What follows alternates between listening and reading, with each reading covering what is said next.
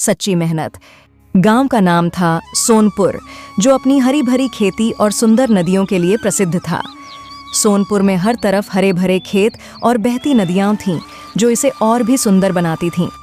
गांव के लोग खुशहाल थे, लेकिन कुछ गरीब किसान थे, जिनमें एक किसान था केशव। केशव के परिवार में उसकी पत्नी गीता और एक छोटा बेटा आकाश था। केशव बहुत मेहनती था, लेकिन उसके पास पैसे नहीं थे। फसलें भी ठीक से नहीं होती थीं। एक दिन गांव में राघव नाम का एक धनी व्यापारी आया। उसने सबको कहा, अगर तुम लोग अच्छे पैसे कमाना चाहते हो तो तुम मुझे अपनी फसलें बेचो और मैं तुम्हें अच्छे दाम दूंगा। केशव ने सोचा। यह तो मेरे लिए अच्छा मौका है। केशव ने खुशी खुशी मान लिया। उसने अपनी सारी फसलें राघव को बेच दीं, लेकिन कुछ समय बाद केशव को पता चला कि राघव ने उसे धोखा दिया। उसने बहुत कम पैसे दिए और बाकी अपने पास रख लिए। केशव बहुत दुखी हुआ।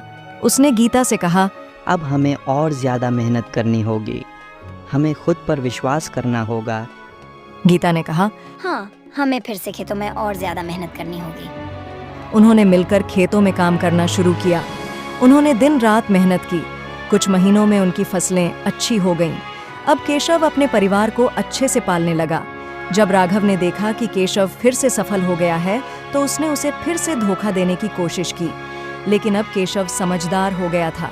उसने राघव को कहा, मैंने सीखा है कि मेहनत और सच्चाई से ही सफलता मिलती है। तुम मुझे अब और नहीं धोखा दे सकते।